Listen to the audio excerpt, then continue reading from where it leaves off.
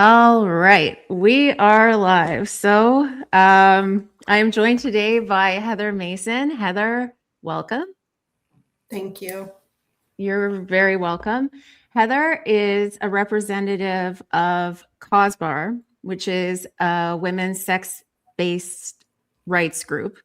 And she is a topic specialist, and that's what we're going to talk about today. So, Heather, why don't you tell everybody a little bit about who you are and what your story is? So, my name is Heather Mason, and I'm a former federal inmate. So, my story, I guess, begins with addiction. I was addicted to fentanyl for many years, and I just couldn't shake my addiction. And I ended up in and out of jail, and I ended up with a 3-year sentence to Grand Valley Prison for Women in Kitchener, Ontario. I was sentenced in 2017. And I was released in October 2018. I ended up going to rehab for 3 months, and I was living in the Elizabeth Fry Society halfway house in Toronto for about 4 months. And I was also on parole in Toronto for the remainder of my sentence. And I lived in Toronto for quite a few years.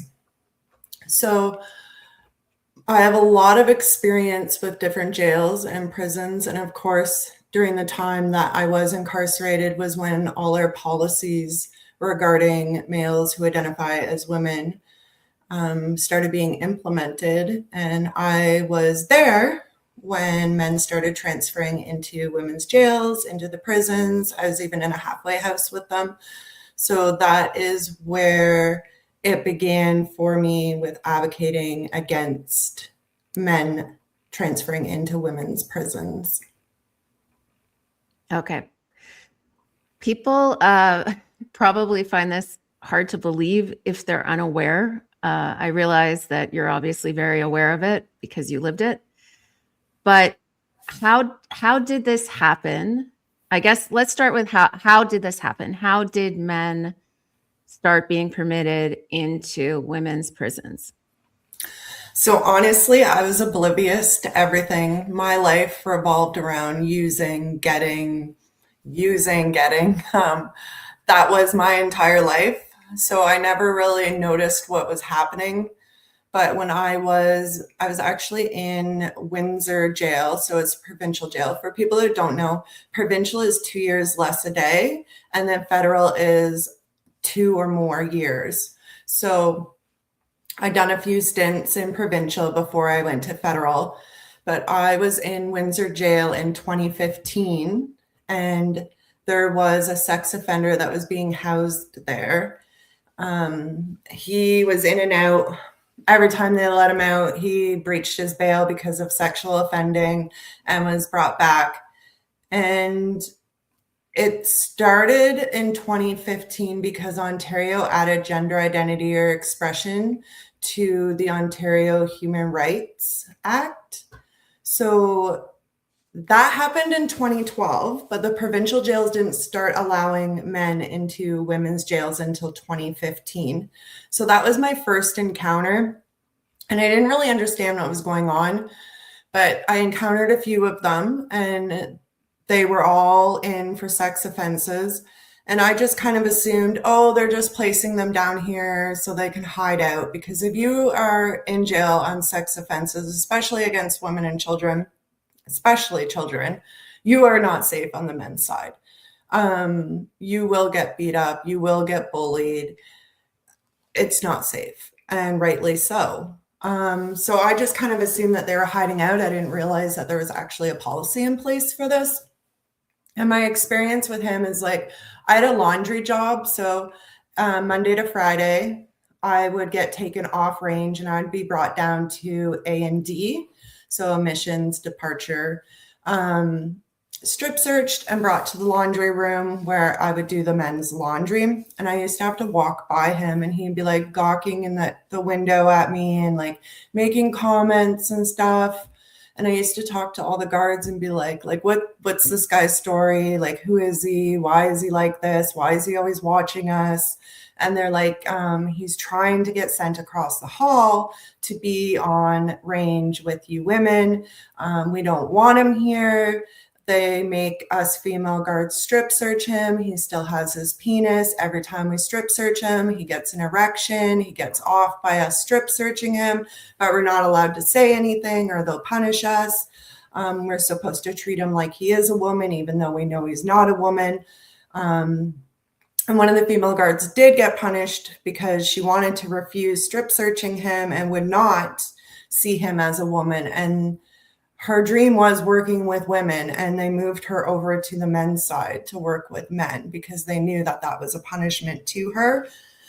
So my first like up close encounter with a sex offender, so I call them raids because that's essentially what the correctional officers are doing. They're coming onto range and they're raiding our cells. So they're searching everything. They're tossing the mattresses. They're throwing your stuff on the floor. Like it's literally like a police raid, right? So they corral all of us women on range into a separate place off to the side. And so somebody had thrown a banana peel and it hit another woman and she thought that it was me. So she grabbed me by the ponytail and we ended up getting into a fight. And then the guards came and they handcuffed me and they brought me across the hall and put me in a cell on the same unit as the sex offender. And they were making me strip search in the cell to make sure that I didn't have any contraband on me. And at the same time, they were pulling Chris out of the cell beside me. And while I was standing there naked, he peeked his head in and looked at me standing there naked. And I had to grab my clothes and cover my body. And I just felt so violated because they let the sex offender look at me naked. And that was my first real violation of being incarcerated with a male sex offender. There was quite a few others that were there, but I never had like that experience with them. And then when I was transferred to Grand Valley in Kitchener in 2017, the federal government had just added gender identity or expression into the Canadian Human Rights Act that year. And they changed their CSC changed their policy. Prior to that, it was only males who had had sex reassignment surgery were transferred to women's prisons. If you did not have surgery, you were not in a women's prison. There are very far and few in between because one of the requirements was that you needed to already have had surgery or be outside of prison for 1 year before CSC would pay for the sex reassignment surgery. Okay, wait, sorry, just to be clear. So the rule initially federally was that males had to, I guess, have their penises removed in order to have access to a female prison? Yes. Okay, and they needed to have lived in society for a year prior as well? Yes. Okay, so that would, I guess, dissuade people who wanted a free sex change. Was that the thinking?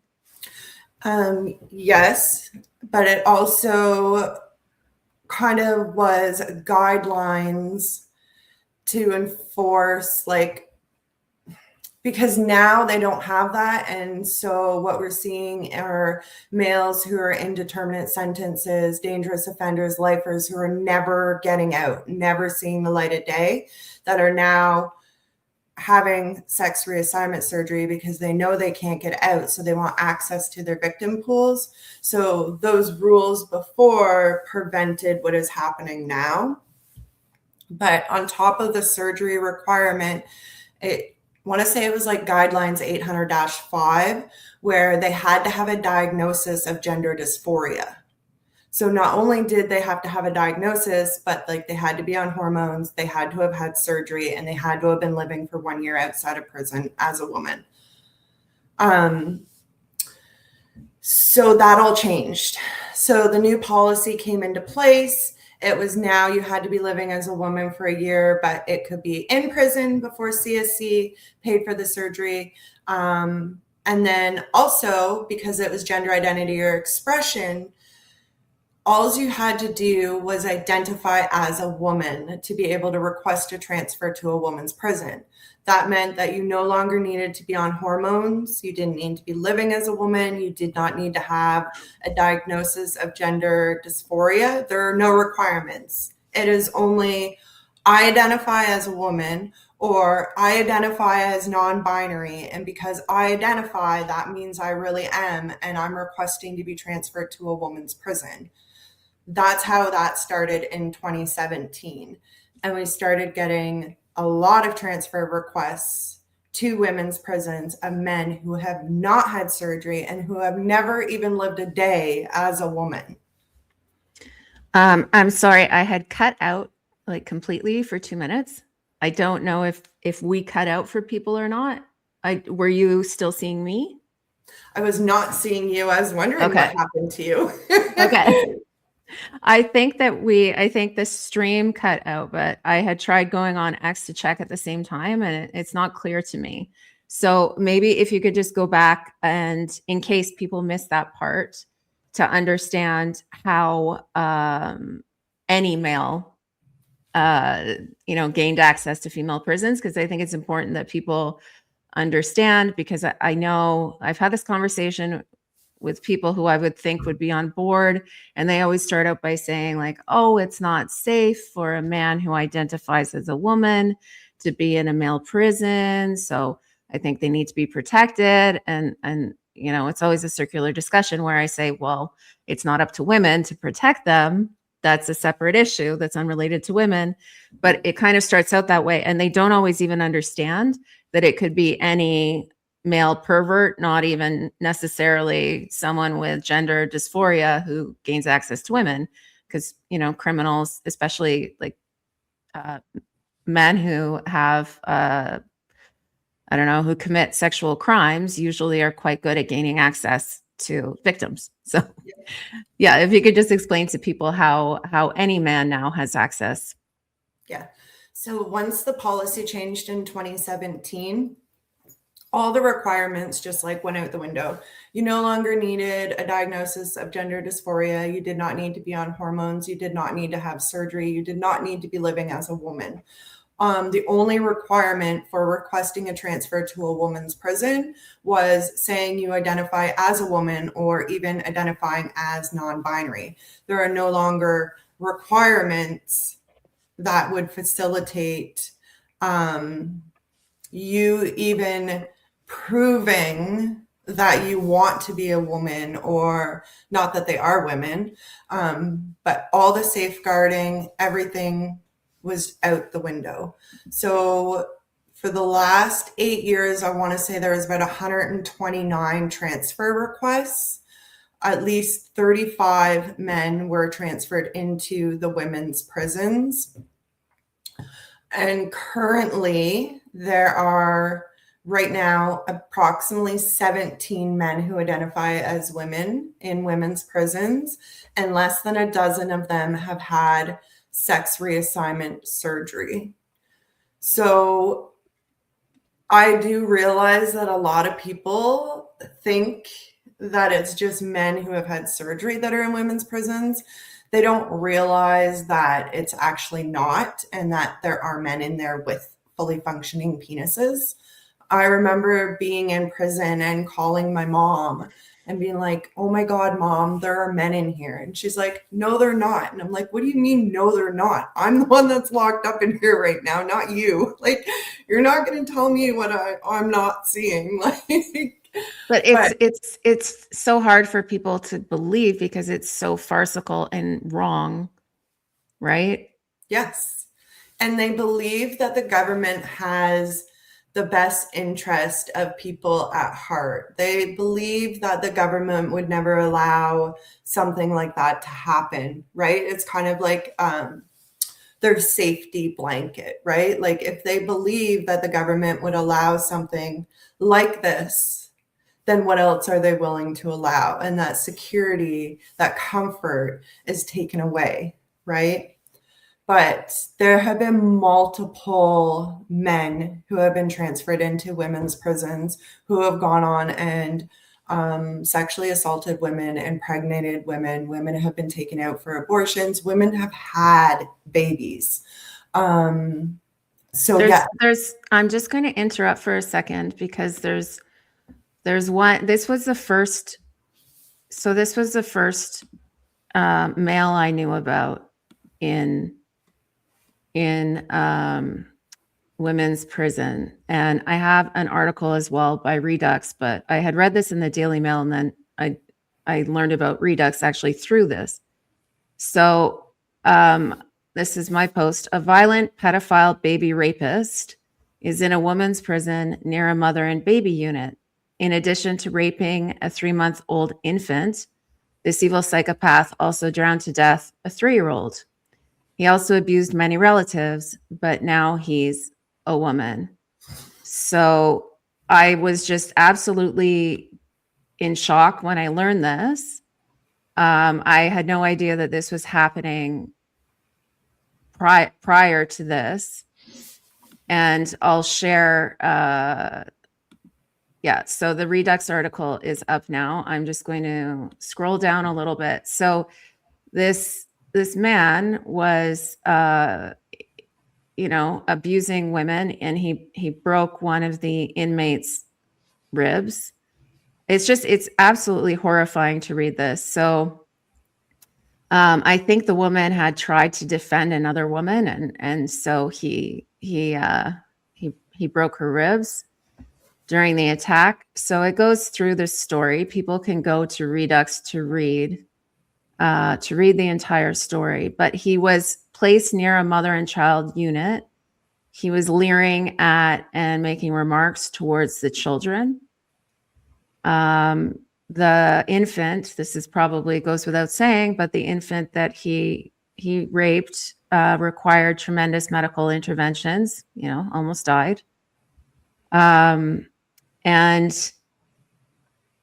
this is not an unusual situation. There are other males in female prisons. So yeah, it says this, a female inmate responded to Laboucan's disturbing behavior by defending another woman and her baby, demanding that he desist in his threatening conduct and calling him a pedophile.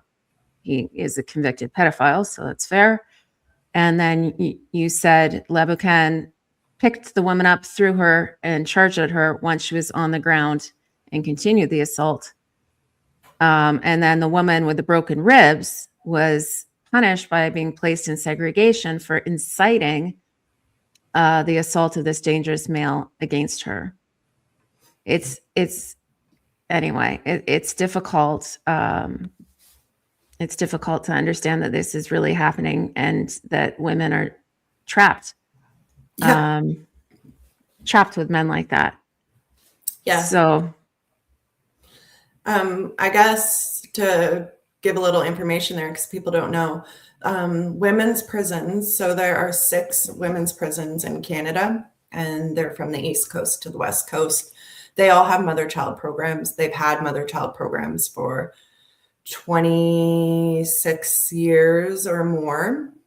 So children 4 years and younger live with their mothers full time, and they're in mother-child units. So once they reach school age, they typically go live with like a family member or whatnot. So there are children in women's prisons across Canada. So at this instance, it was at Fraser Valley Institution for Women in Abbotsford, BC. And the mother-child program is on Medium Compound. So women's prisons, they have 3 tiers of security. So they have minimum security, medium security, and maximum security. You'll find the mother-child programs typically on minimum security, but Fraser Valley does have it on medium security compound. And with women's prisons, they're a lot different than men's.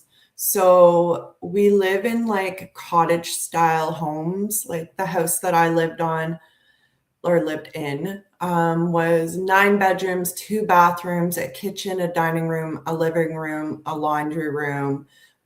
We had a front porch and a garden where we grew our own vegetables. I would describe it as like a gated community, and the gate never opens.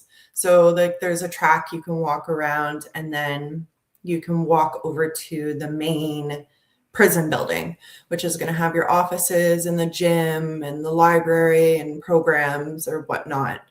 The guards come through once every 2 hours to check and do counts. There are no cameras in the homes. So there's very limited supervision, I guess, compared to men's prisons and provincial jail. Provincial jails are max security, right? Like you're locked in a cell and there's constant supervision. So these are federal prisons? Yeah. Okay. Yeah. So he would stand outside that mother-child home and antagonize the mothers. And the one thing that people have to remember is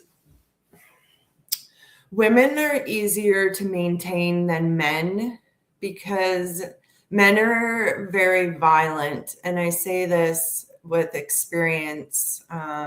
Like both my kids' fathers have been in and out of jails and prisons. Obviously, a lot of my friends, right? I ran in that circle. So I've sat there and shared stories and compared jails and prisons, and men are very violent and they can't be manipulated or managed the way that women can be manipulated and managed. So women who are in the mother-child program aren't going to do anything to defend themselves. They're not going to do anything that is going to jeopardize their position in that mother-child program for fear of being removed from that program and no longer having their child. So these men target these women not only because they have the child, but because they know that the women are not able to do much. Their hands are tied. And that is why this woman stuck up for the other woman, because she did not have a child and was not at jeopardy of losing her child, right? So she stuck up for the mother because the mother was unable to do so. And yes, there have been multiple sex offenders who continuously do this to women that are in the mother-child program and who have children. There's this is another, I don't know if you want to talk about this case as well. You had sent it to me. Yes. Just like you can continue what you're saying, but I'm just putting it up for emphasis, you know? Yes. So this is Steve. And this was like a crazy experience. So I have spoken to Steve. Steve has emailed me. I've spoken to Steve's friends. I've spoken to Steve's family.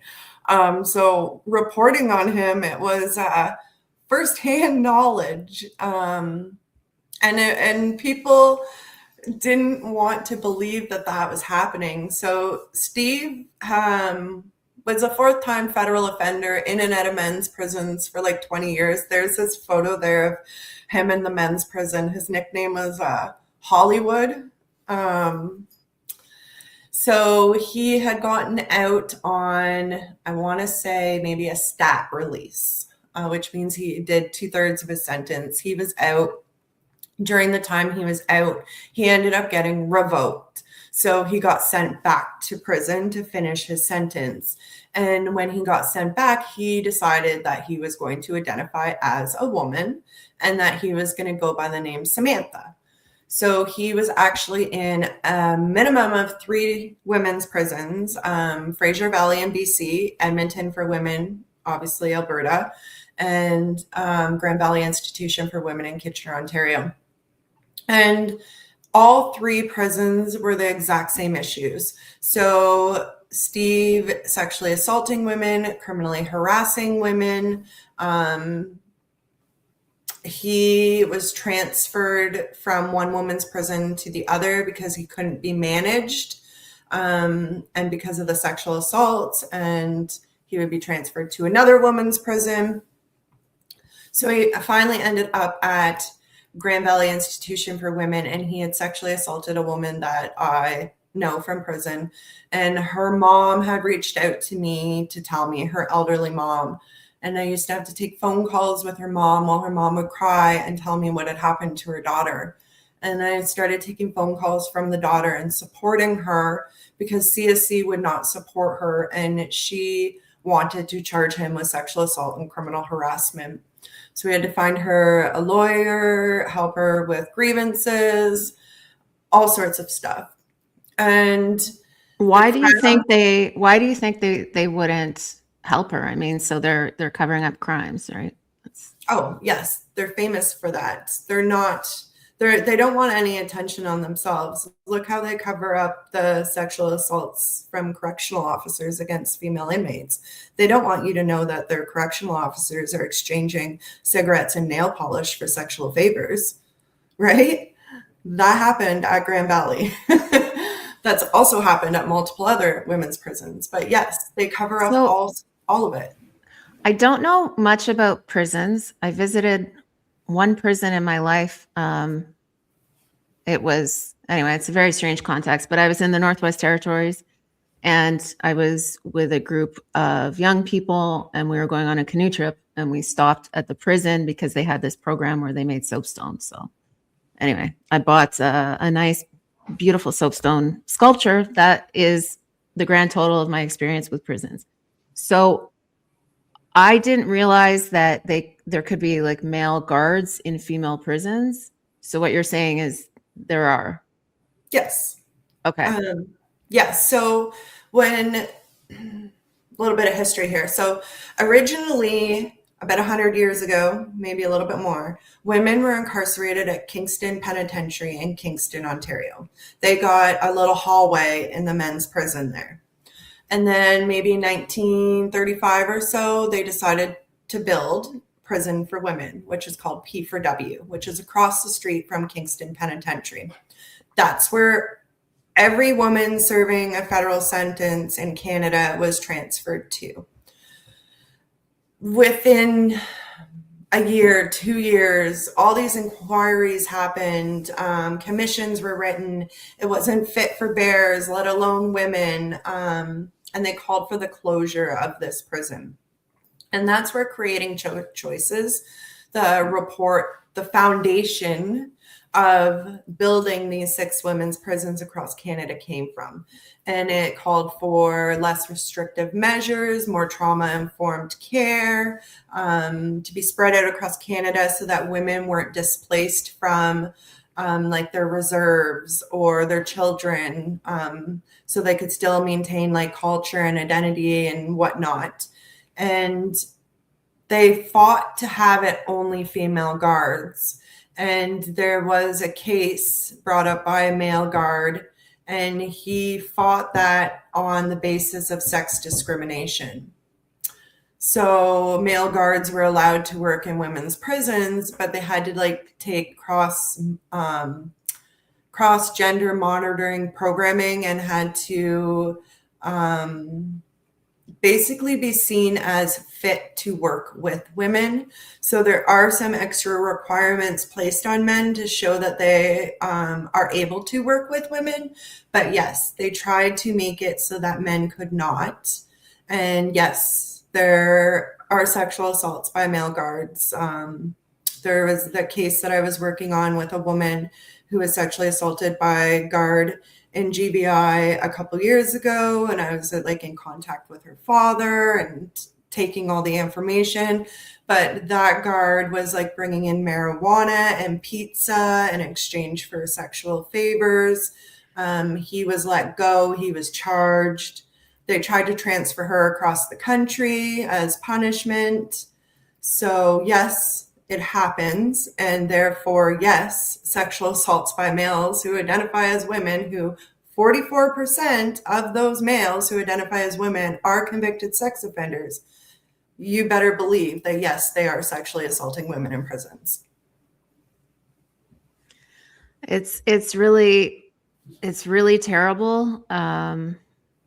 to think that just so people know, like most females who go to prison are nonviolent offenders, like the overwhelming majority. So the notion of going to prison and being trapped with dangerous men with no oversight, and then some of the guards are dangerous men, it's just it's a horror story, really.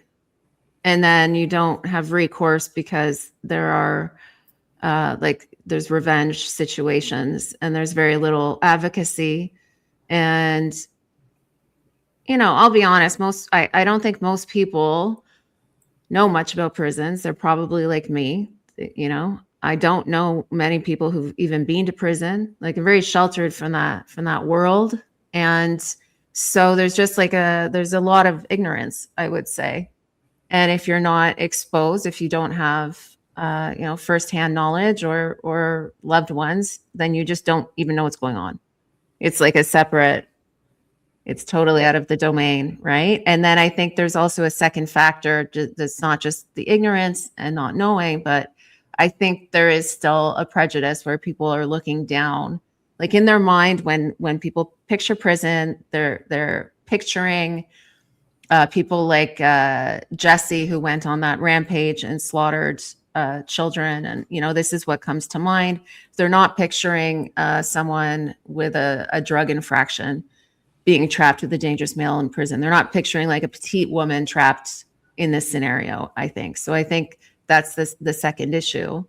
And then thirdly, I think it really is this toxic empathy where they've decided that the oppressed person is the one with the sexual paraphilia, not the women. And so they're going to go to bat for these men, no matter how absurd it is, right? Yeah. Yeah. And I hear a lot, well, don't go to prison and you won't have to deal with that. And it's like, okay, but what you're doing right now is justifying the fact that because these women went to prison, that it's okay that they're being sexually assaulted. That doesn't make you look good. And it's not just happening in prisons, it happens in homeless shelters and women's rape crisis centers, right? So are you saying don't be homeless? And if you are homeless, then you should be sexually assaulted? Are you saying that you shouldn't be in a women's abuse center? So because you were abused, you deserve to be sexually assaulted and abused again? No, you wouldn't say those because you know that makes you look really bad, but you're willing to say it about women in prison because you view them as being less than. And here's the problem. If you allow it in one arena in life, it's going to be allowed in every arena in life, right? You can't let it happen one place and expect that it's not going to happen everywhere else. So if you don't want men in the washroom with your child, if you don't want men in the locker room with your child, if you don't want men competing against your daughters and knocking them off the podium, then you do need to stand up for women in prison, because that right there is the biggest in your face about how this should not be happening. Yeah, I completely agree. And another argument to steelman this that I've heard before is, oh, well, this is rare. It's not happening very often. But I can say from personal experience that I have personally kicked a man out of a female locker room when I was chaperoning a school trip. And there were a bunch of elementary school level girls who were in there. There was no possibility that the chaperones would be able to watch over dozens and dozens of girls individually. And there's this creepy old man trying to get in. Like, no, absolutely not. So yes, it is happening. I have personally experienced it. And it isn't just happening to, felons or whatever, or women who commit crimes or women who are found guilty of crimes, whatever the case may be. It's happening in every domain where women are at risk of being harmed in our private spaces. And I think, to be honest, I think in prisons, it's the worst of all because women are trapped. You're trapped. You can't get out, like potentially for years. So and yet you have no voice either, right? Like who are you going to speak to? If you don't have money on your phone card, you're not calling anyone. If they're not approved to be on your pin list, you can't call them. Like, you don't have internet. Some people don't have visitors, right? So who are you going to tell? You have no voice, and nobody wants to listen to you anyways because you're locked up. Yeah, I didn't even think about that aspect. There's so many details that I don't know, like even having a list of people, like approved people to speak to. Yeah. So there's another case that you sent me. 1 second, I'll add it and you can tell people about it. Yes. So this is Michael Williams.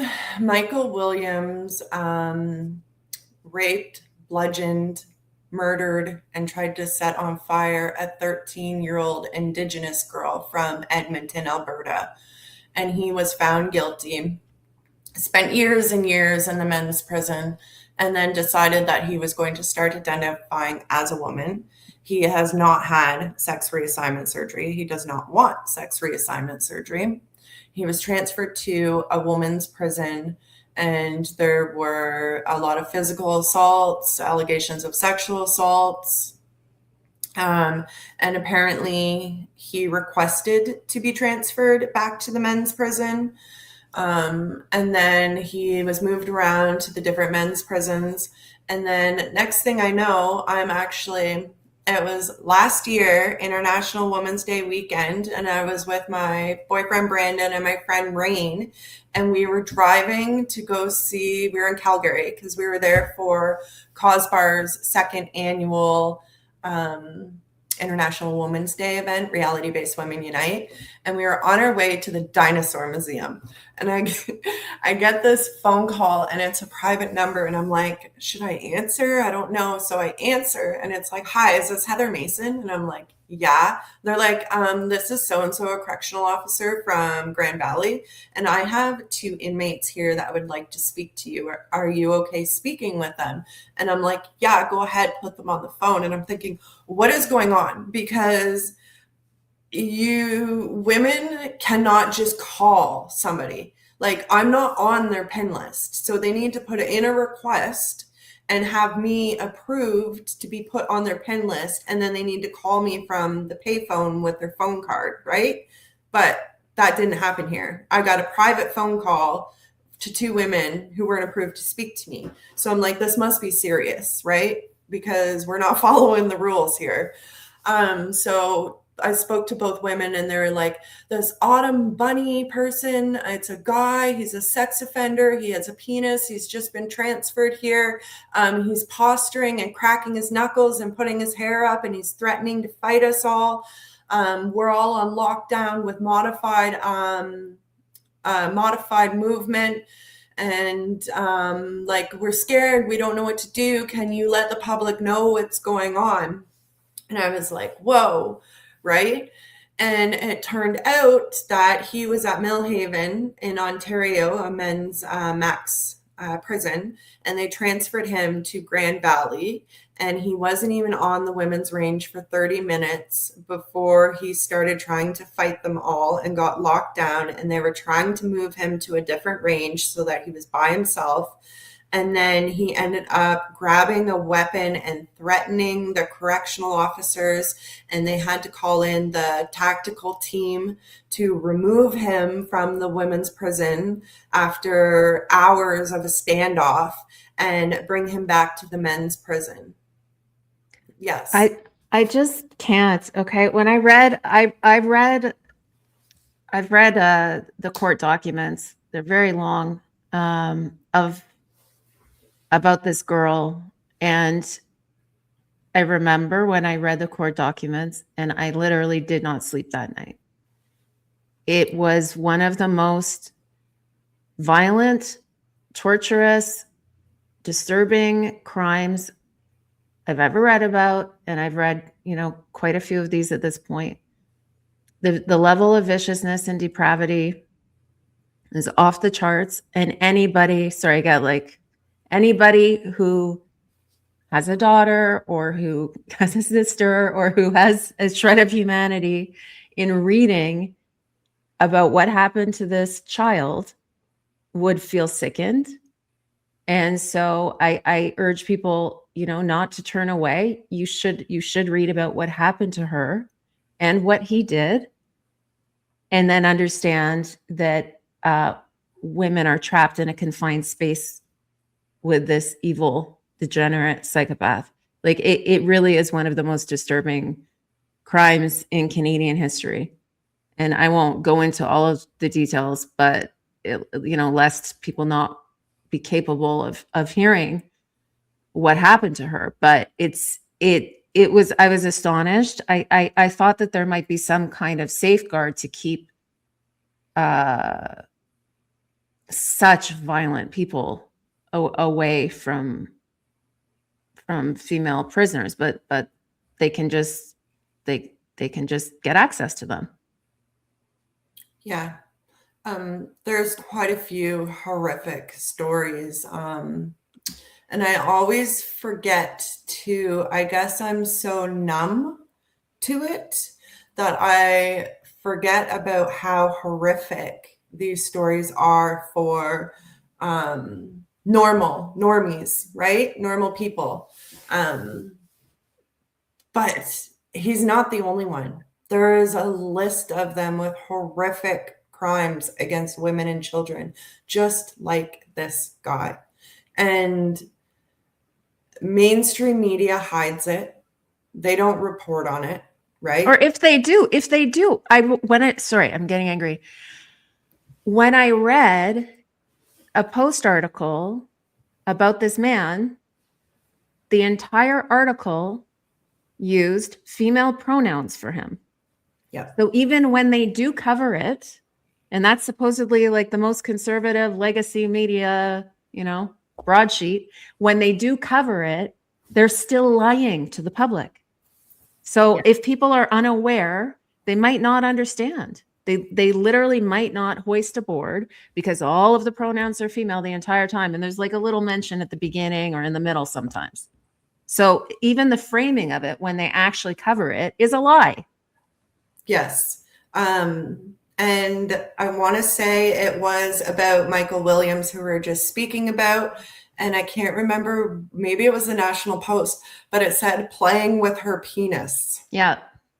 It was the National Post. I know because I personally commented about the article online because I was so irate. Yeah. Like I was like, playing with her penis. Okay. Yeah. That's what he was doing. But yes, it's unbelievable.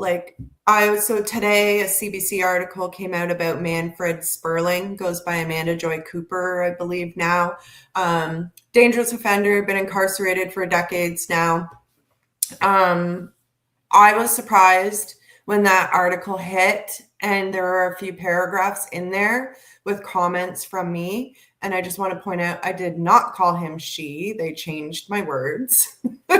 But I was surprised to see me referenced in that news article because I have spoken to so many reporters from CTV, Global News, CBC, all the mainstream medias, and they take hours of my time providing research, stats, access to information and privacy requests, phone calls, emails. I spend so much time giving them all the evidence and all the comments that they want, and then they drop off the face of the earth or their editors kill the story. So I was surprised to see that Richard actually gave me a couple comments in this article today, but did he actually interview you? Or did he scoop it from something else? Okay, he actually interviewed you, but then he misquoted you. Yeah, he changed the he to she. I definitely did not call Manfred a she. No, you can put in a complaint about that if you want, if you have the energy for that.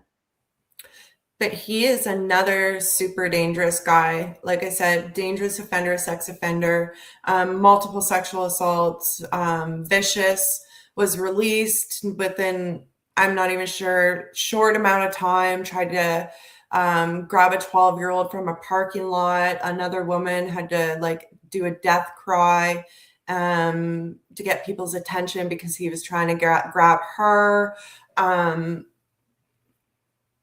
Honestly, dangerous, like obsessed with female correctional officers, sexual assaulted female correctional officers, sexual harassment, criminal harassment. Don't they complain though? Don't they complain about this? Yep. But I'm And also sure that a lot of them are too scared to speak up because they'll be punished as well. So this guy has been trying to get into women's prisons for years. So I was tipped off about him in the summer of 2020 that he was going by Amanda and was requesting a transfer to Joliet Institution for Women in Quebec. And they denied him because he was such a high risk to the women that are incarcerated. So he went ahead and got gender reassignment surgery in hopes of them transferring him to a woman's prison. And he's currently in federal court right now fighting to be transferred. And CSC is like, no, you are too dangerous. You are too much of a risk to the women that are incarcerated. Also too much of a risk to the female correctional officers that mainly work there. We cannot facilitate you there. Like, no, you're staying in a men's prison. So he has a lawyer who's fighting in federal court to get him transferred right now. But it's makes crazy. me very angry. Yeah, I was pausing so that I don't run my mouth, get in trouble. Yeah, it's really disgusting that you can always find someone who will take money to try to facilitate great evil and hurt people, and then Yeah. call that human rights. Like there are human rights that are being violated, and it's the women who are trapped. It's their human rights that are being violated. It's not the sex offenders. I know. He's quoted in the article saying that he's not safe. And it's like, okay, but if you're in a woman's prison, the women aren't safe. So we're supposed to care about this convicted sex offender who's a dangerous offender who has multiple victims. We're supposed to care about you more than we're supposed to care about women. You're more important? Yeah. No, I have no sympathy for you. It also doesn't sound true because from what you were saying, male prisons are designed in a totally different way. Couldn't somebody like that be put in solitary confinement if he was, in such a dangerous scenario? So since I want to say 2019, CSC had to get rid of segregation or solitary confinement because they were being brought to court over it. So they now have, I want to say it's structured intervention units. So yes, there is separation where they still can do programs, be let out of their cell, do all the things that they need to do. Now, there are other options that I don't see being facilitated here that in my mind would make the most sense. So there is room in multiple federal men's prisons across Canada where these men who identify as women could have their own range, pod, wing.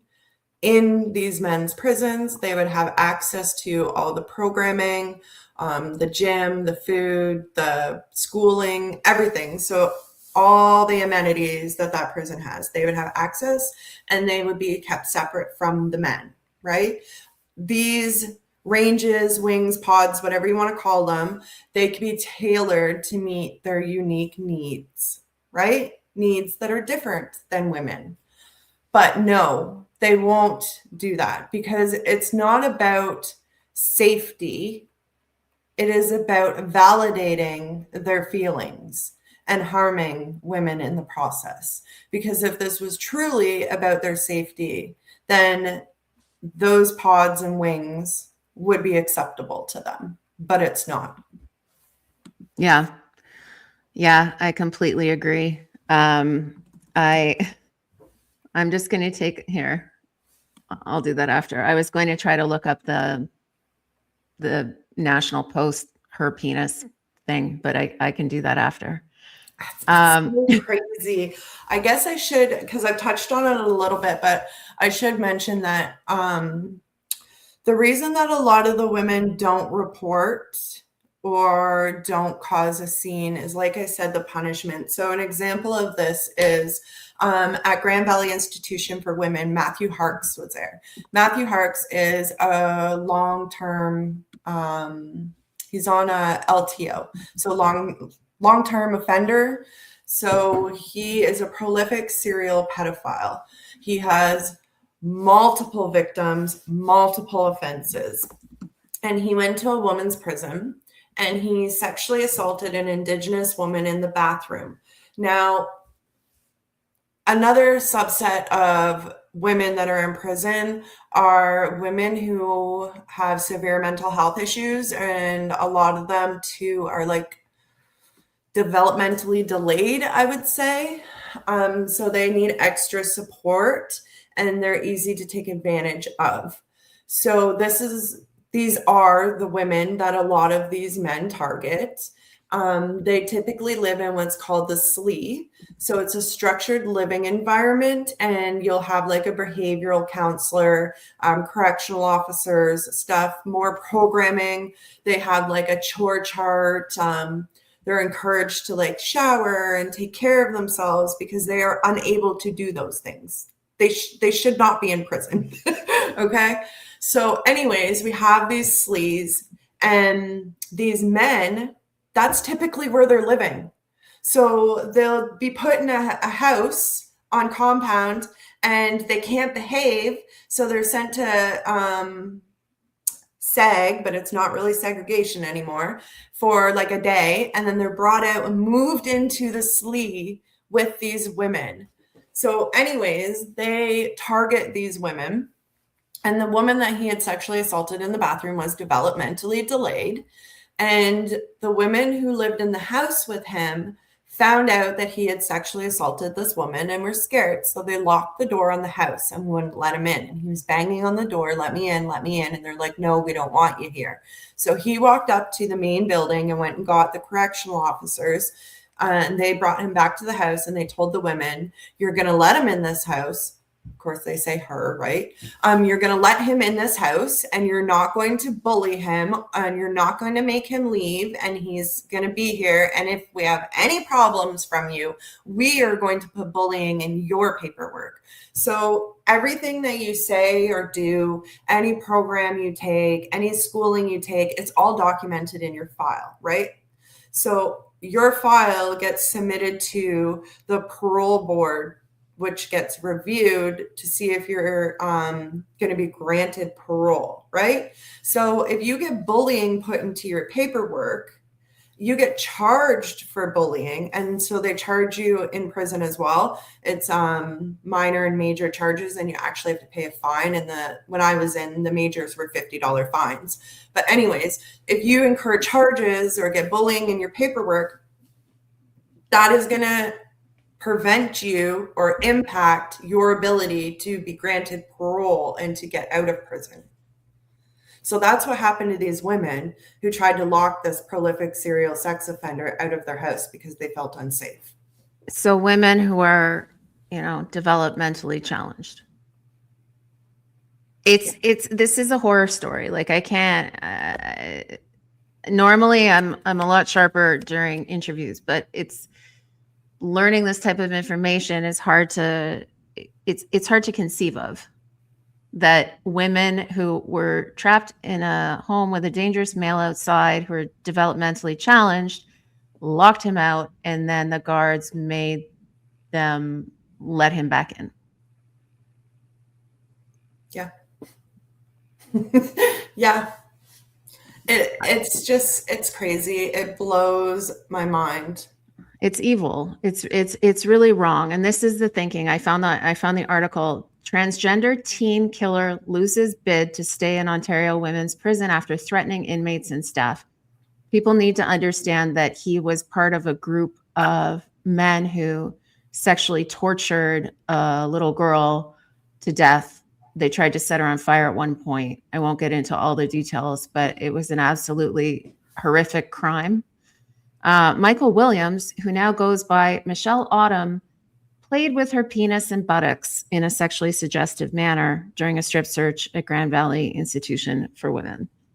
So this is the mind virus, that allows this to proliferate. Even when people are covering these heinous situations, they're still using those terms, and they don't legally have to. That is an editorial choice by the newspapers. So people need to understand that, like in a work environment, you might be compelled and forced to legally because you can be sued for harassment or discrimination, but the media does not have to do this. This is a choice. So they're choosing to lie to the public. That's the editorial choice of these editorial, decision makers at the National Post, the most conservative newspaper. Sorry. It blows my mind. And the fact that we're still here pretending and lying and not wanting to hurt people's feelings is crazy to me. Also, that they're scared. That's what it is. You're scared. You're scared of what you might have to deal with instead of fighting it head on. You're never going to win anything if you're scared. No, and there are consequences to all of this. We all saw what happened, in BC. There are consequences to lying to delusional people, and to feeding into their pathological narcissism, and there's sometimes deadly consequences. It's not just I'm just going to be nice and I'm going, I don't want to hurt their feelings. No, it actually has real world consequences. And in the case of Tumbler Ridge, it was a bunch of dead children and one who's fighting for her life right now. So it's hard for me not to be contemptuous. It's the first day of Lent, trying to be nice, but I have literally no respect for people who live by lies, because there's a cascading effect and there are real victims because of all of these lies. So at the very least, the newspapers could stop lying to the public about it so that the public has some semblance of what's happening. Yeah. It's all just like confusion and word salad. You know what I mean? Like, they don't want the public to understand what's going on. They want the public to believe that these really are females that are committing these crimes or doing these things. Otherwise, why report it like that? Yeah, there's no need. All of these crimes that are being reported as female are being documented as female. So you go from having like no female dangerous offenders to now having multiple female dangerous offenders, which change everything so research, funding, grants, security classifications, security measures, it changes all of these things. Like I was saying earlier, female prisons were built to be least restrictive, right? So we have one fence that's 8 feet tall that actually, when I was protesting outside of Grand Valley a few years ago, I had brought a few of my buddies who had done time, right? And they said, is this a prison?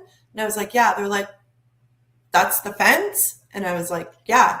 And he's like, I could scale that in 2 seconds. And I said, yep. And that's because you're a man. Why you men don't have a fence like us, because us women aren't scaling that fence. We're going to stay inside, and you guys are going to scale that fence. That's the difference between men and women. So women's prisons don't have the guard towers. They don't have weapons. They have 1 8-foot fence. There are so many different security measures between men's and women's prisons. And when you start documenting these men's crimes as women's crimes, that's going to increase the security measures. And you can't have a mother-child program if you have increased security measures. You can't have trauma informed or rehabilitation or any of those things that are needed if there's increased security measures. And the guards union has already been asking for this because there was another man who literally was one of the most dangerous in Canada, escape artist, escaped from custody multiple times, had like anytime they left the prison, they had like 6 armed guards on them, right? And there's only a handful of prisoners in Canada that have that type of security. So this guy goes and gets sex reassignment surgery and walks out of the hospital and no longer needs the 6 armed guards because they're a woman. So the guards union is like, whoa, like, we don't believe this. Like, you're crazy. Like, you want to bring them into a woman's prison. We cannot facilitate this. We can't manage the risk. And they actually protested in Quebec over it. And they were asking for like 40 millimeter gas launchers and men's sites to deploy to women's sites and all sorts of things. And that impacts women, right? Like, so everything that they're doing is impacting us when it doesn't need to impact us. And we don't want men's sites to deploy to women's sites because we already saw what happened back in 1994 at Prison for Women, where they deployed the correctional officers, a tactical team from Kingston Penitentiary to the women's prison. And they were violent and they held the women down on the ground and cut their clothing off of them. And then they put them in these paper little house coat thingies and transported them over to Kingston Penitentiary and put them in segregation for months with all of these, what my friend calls rape hounds, diddlers, sex offenders. Sorry, why did they go to the prison in the first place? There was an incident at Prison for Women in Kitchener, Ontario, but it had happened days prior and it was already settled. It was already sorted out. And then they ended up deploying the men's site over to the women's site. And that's how they treated the women there. There's still footage of it online. I'll have to try to find it again, but it was horrific. And then the women had to fight through court to get transferred back to the prison for women because they were in men's segregation with all the sex offenders. But yeah, one of my really good friends from the halfway house, she's an OG, but she was like the longest serving female inmate in Canada, and she experienced the incident at Prison for Women. What did she do to go to prison? So she was in for murdering somebody who did some things to her that they shouldn't have done. Okay. Yeah. Yeah. So she was the rare case of a defensive. Yeah. And a lot of the women that are incarcerated for murder, you will find that a majority of them have murdered because they were sexually assaulted or their children were sexually assaulted or self-defense or they had an abusive partner. But a majority of the women in there are murder. That is the reason for it. Yeah, that doesn't surprise me at all because it's not, I mean, we're hormonally different than men and we just don't have the testosterone levels. Every cell in our body is female. We're not built, to be strong and violent in the same way. So, but that can happen when women need to defend their children. It can happen in certain scenarios. The adrenaline goes up. Yeah. Yeah, I wanted to put up one moment. Okay, this slide that you had sent to me. So yeah. I don't know if you can see it or not, but there's a video, but I don't think it'll play the sound. So I'll just play it in the background and explain to people what this is about. Yeah. So as you mentioned earlier on introducing me, I'm actually a founding member of Canadian Women's Sex-Based Rights, also known as caWsbar. Not only am I a founding member, but I'm on the steering committee and I'm actually the chair of the board On top of that, I'm the coordinator and organizer for Reality Based Women Unite. So caWsbar and me are, that's like my life. So we actually initiated a charter challenge against the Attorney General of Canada, saying that their transfer policy is violating the rights of women in prison, specifically under Section 7, 12, and 15 of the Charter. So we have made this video, have links up to try to fundraise for our efforts with this charter challenge. We are currently waiting for our next court date, which will be March 3rd in Toronto. So we will find out then if how our motions will proceed. Currently, the Attorney General is trying to strike us out, saying that we don't qualify to bring this charter challenge on behalf of female prisoners, even though I'm a former female prisoner who experienced some of the things that are mentioned in the affidavit that other women have experienced. But of course, that is what they're going to do, right? So we made up a little promo video, put up a link, hoping to not only raise donations for like the time, effort, work, travel, whatever is required, but also to help raise awareness that there is a charter challenge proceeding.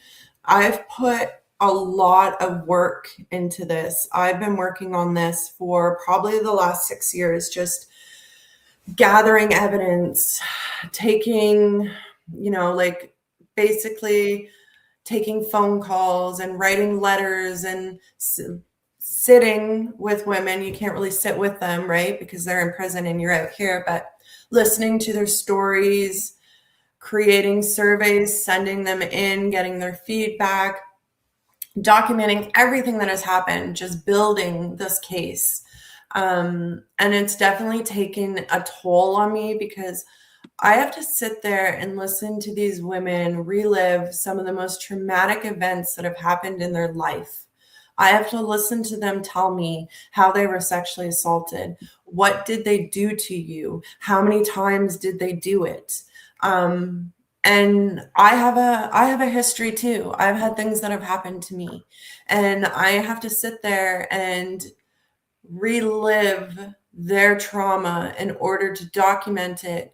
And then at the same time, I have this guilt because I'm asking them to talk about these things, and then I'm hanging up the phone and going about my life, and they're sitting in there alone, not having the support that I think that they deserve and need to process these things. So this charter challenge has taken an emotional toll on me. It's been a lot of work. It's been a lot of emotions. It's been a roller coaster, but I wouldn't change it for anything because these women need to be heard. You need to hear their voices. You need to know what has happened to them. And the government needs to be held accountable. Yeah, I was going to say when you were speaking, well, not when you were speaking, but what I was thinking was, that you shouldn't have guilt because you are giving them a voice. And they can cope with, I think victims of crimes, I think cope a lot better if they know that there's somebody advocating for them and hearing them, and that they're not ignored.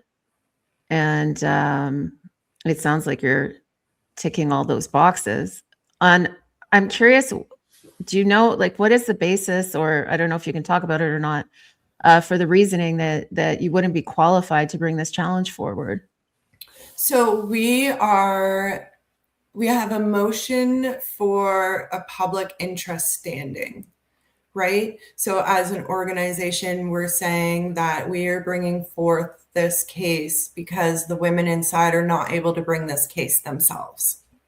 So we have to be able to qualify for that position.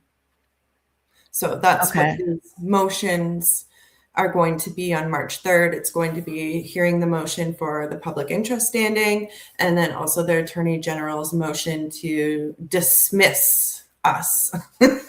So those are two separate things? On the same day, yeah, both motions will be heard together. Okay. Okay. And is that public, or is it, like, will it be, do you know? What part public? Sorry. Are the hearings public? The hearings are not. Okay. So people can't watch? You can't watch on Zoom. Like, I'm sure you could attend the courthouse and watch. But yeah. Where's that taking place? It's the federal court level, and it's in Toronto. Okay. On March 3rd. Okay. So we hope to have updates regarding that, specifically on speaking about it on March 7th when we were in Montreal for Reality-Based Women Unite 26, which is caWsbar's third annual International Women's Day event. Yes, I'm going to put something up now. One moment for that. Here we go. Okay. So yeah, there's a link. People can go to caWsbar on X or to their website. On X, it's at CAWSBAR, and the links are in the reply.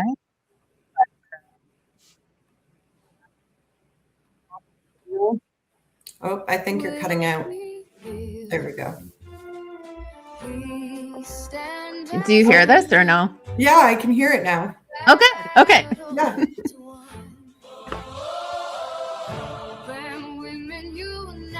Yeah, this was our event last year in Calgary. Drea. Yeah. Yeah, it was a great turnout. The protest was absolutely amazing. There's me.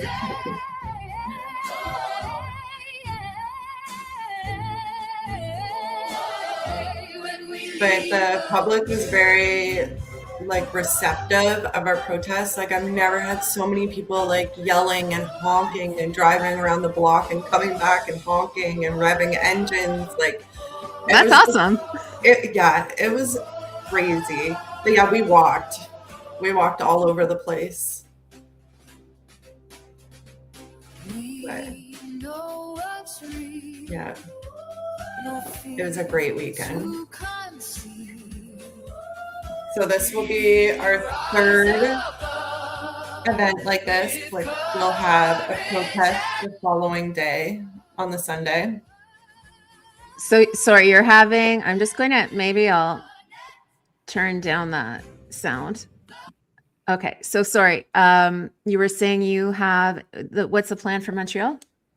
So I will be arriving in Montreal on the Wednesday. And a lot of women start trickling in Wednesday, Thursday, Friday. We're trying to do group meetup Friday and maybe have how they have X spaces, but instead of an X space, it'll be an in-person space where we just have discussions. And then we'll have a dinner Friday. Some people the volunteers and stuff, but Saturday is the main day for the conference. So we have multiple speakers that's on the screen right now. Redux is going to be there, which I'm super excited about because they have written so many articles for me and really showcased a lot of the issues that were happening in women's prisons when other people weren't. So I'm super excited to see Redux. So that's, I guess, Genevieve Gluck and Anna Slats are Redux? Yes. Okay. So Saturday is the conference. It's from... And Natasha, I think I've met her. Red Tent Collective. Okay, that's it. Yeah, we've at least texted, but I think we might have met at an event. But we oddly enough went to the same high school. It's a strange coincidence. Really? Yeah. That's funny. Yeah. We were both in a really strange gifted program. So we laughed about that as an odd coincidence. Yeah, I'm not really surprised to hear that. Um, I was kicked out, in fairness, of the program.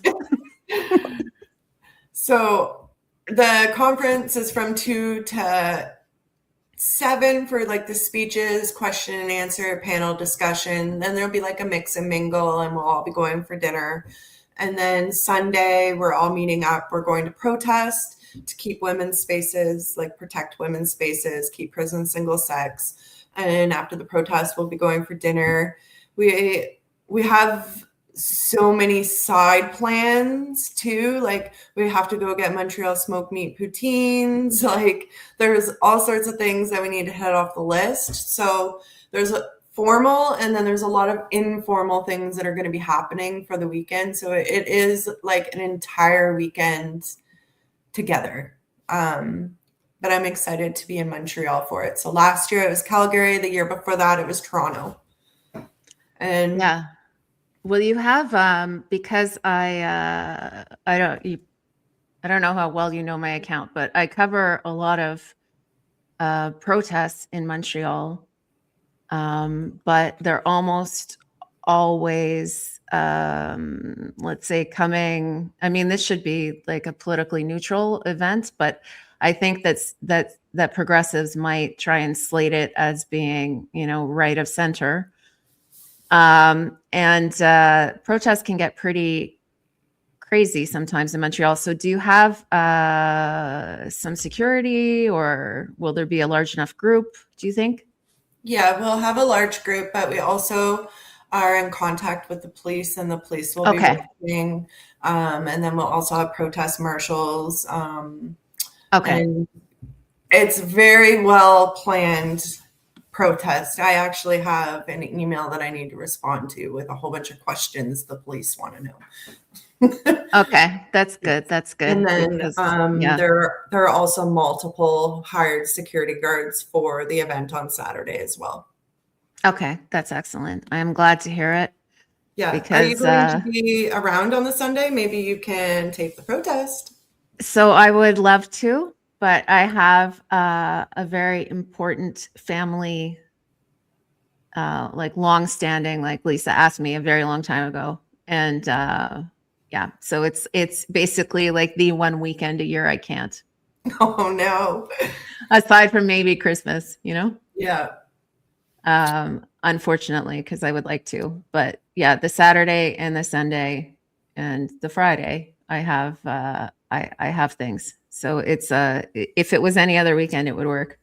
Yeah. I had said to Lisa, you have to start doing things not on that weekend, like not on the Women's Day weekend. But I understand why you would want to. Yeah. But And like a biannual sorry, thing, go ahead. no, like a biannual event or something, because there's a lot of interesting speakers, and I imagine there's a lot of interest. But I know a lot of work goes into it as well. Yeah, and that's what I was going to say too. Like the work that goes into it and the costs that go into it, right? Like we've thought about changing the weekend that it's on, but then you're looking at wedding season and you're doubling the price of venues, right? So I guess it depends on how many donations we can get, or if we find sponsorships, right? So if we get donations and we get sponsorships, then we're not going to have to be so strict on the budget. Yeah, people might not understand, but a lot of really good organizations who are doing really excellent advocacy work in Canada do not have access to all the juicy grant money and all of the taxpayer funded flow of money sent their way. And so they survive on donations. And I know it's tough right now for everybody. So that means it's also tough for organizations like yours that rely on donations, right? Yeah, but there was no, sorry, I just put up this link if people want to get tickets to the event, but they can go online too, right? Yeah. Like stream it. Yes, there's live stream tickets, and then there's in-person tickets as well. So if you can't make it in person, you can watch online, and buying an online ticket that supports us, right?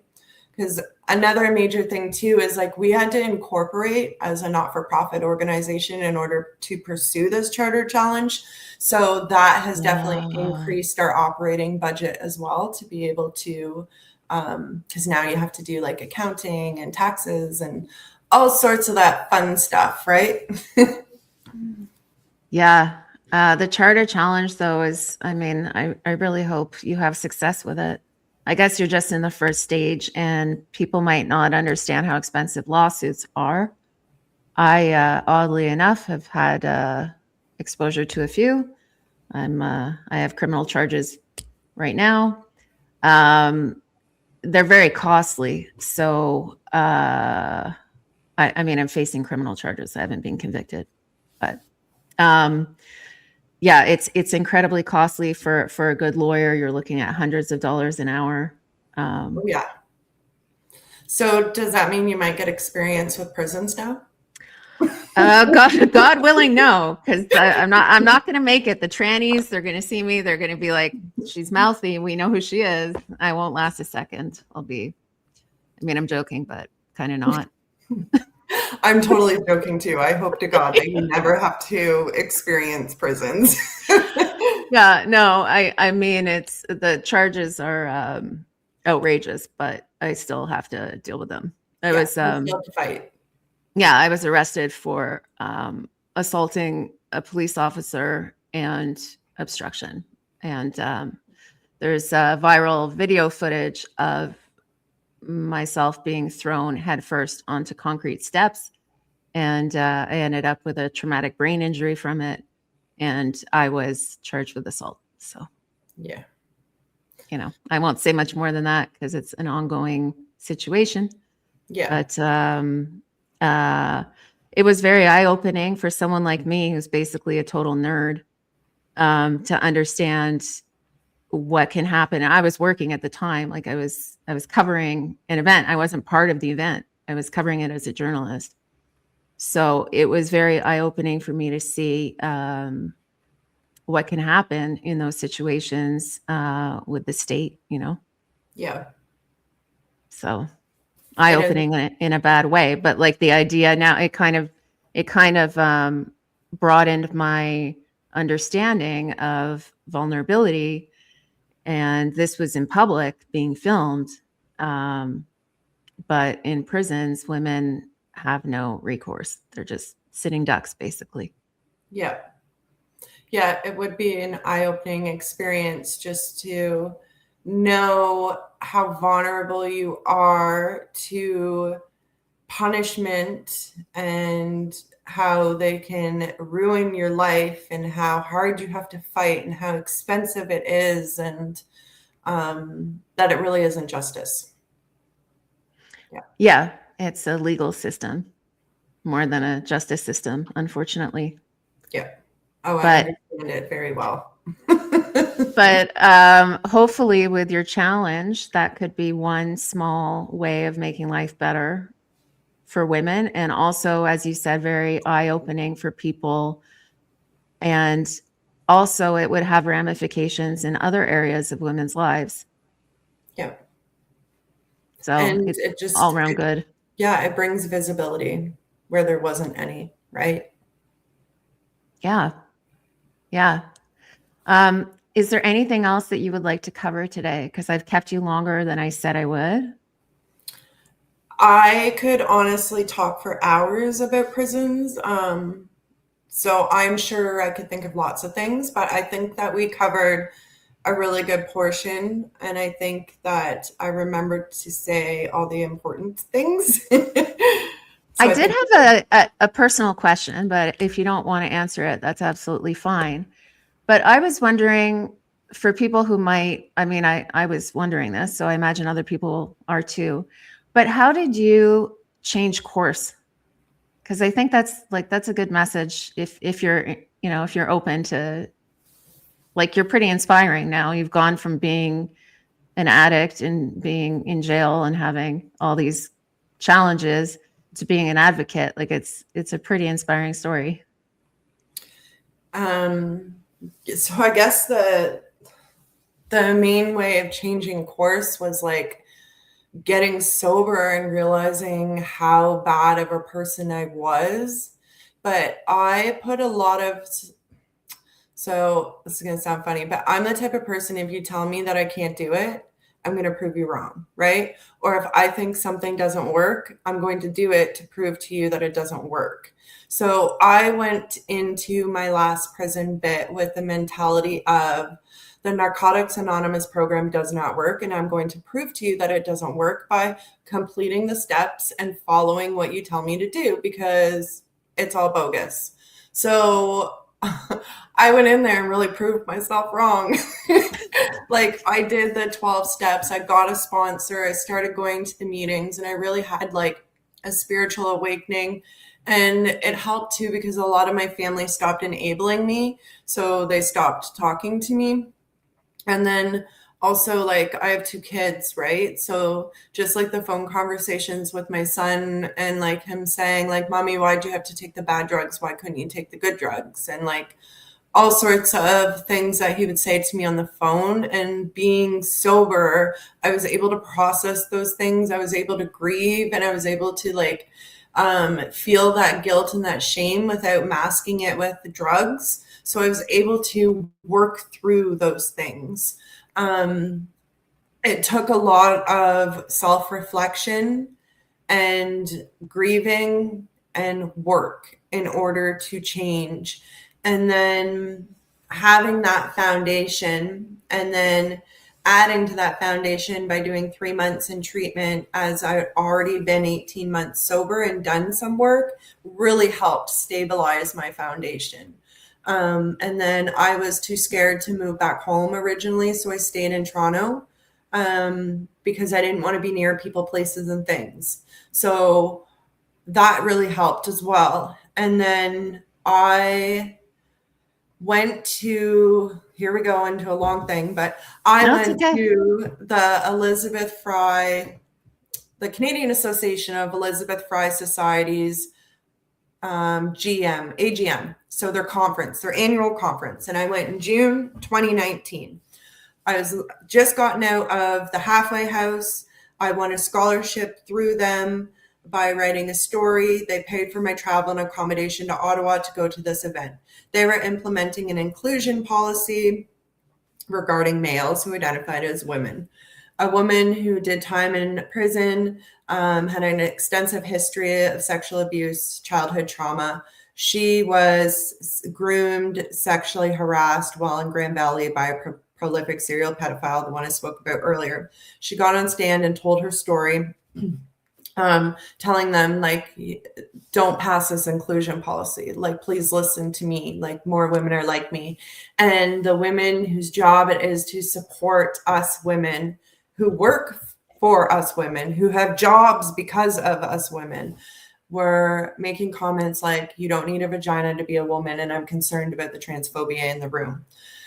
That was the most eye-opening experience for me, that when I returned from Ottawa, I just started screaming into social media about this, and women started finding me. And advocating for these women, like that woman who was on that stage, who spoke to those women who abandoned her. That gave me purpose. And because I had purpose, that gave me drive. And that gave me something to put my time and my effort into. And now that I was like thrown into this role, I have so many people that look up to me and respect me and care about me, that I can't go back to the life that I lived because I would let them down. And I'm not willing to let all those people down. And that's the short story of how I ended up where I am. So you've been sober for 6 years? 9 years on May 8th. Wow. Yes. Congratulations. I can't believe it's been 9 years. That's a very long time. That's good stuff. I know it's a day by day thing, but 9 years is a good amount of time behind you to celebrate, you know? Yeah, it is. Yeah, I'm definitely proud of myself. I'm definitely a different person than what I used to be. I bet. I bet. And you're doing important things. Yeah. And it Yep. must be amazing for your kids. Yeah. It's amazing for everyone. My kids are proud of me, my family is proud of me, like my friends are proud of me, everybody's proud of me getting out of addiction, but also advocating Yeah. and fighting. Yeah. Yeah. Yeah. You've turned your life around and you're helping a lot of other people. So that's incredible. I think that's a good note to end things on because it's been, I don't know, it's been a tough start to the year. Yeah. And I think that hearing your story, it's kind of an arc of the interview. It's very distressing in parts, but there's always hope, and if people could help out your organization, then it's providing a lot of hope to a lot of women. Yeah. Well, thank you, Heather, for your time. Thank you for your good work. And where can people find you? You can find me at caWsbar, so CAWSBAR.ca. I'm also on X. My handle is Mason134211F, and I know people are going to want to know the. It's my last name, and it is also the number that they give you when you were in prison. So that was Yeah. my identifying number in prison. So you So can you find me won't on forget it. yeah. Okay, so look up Heather, everybody. And yeah, again, thank you for all your time. I appreciate it. It was a long interview. I will upload. I'm very bad. So tell Lisa or you can bug me to remind me because I have 2 interviews that I need to upload from December. So I usually either do it right away or I forget. But that way people can watch on YouTube as well, or they can watch on Rumble, or the live stream will remain up. The recording will remain up for people as well. But anyway, thank you very much and stay in touch. And please keep me updated about what happens at the hearings as well. Yes, I will. Thank you. Thank you. Okay. And so I'll say goodnight to everybody. And yeah, happy first day of Lent to the Christians out there.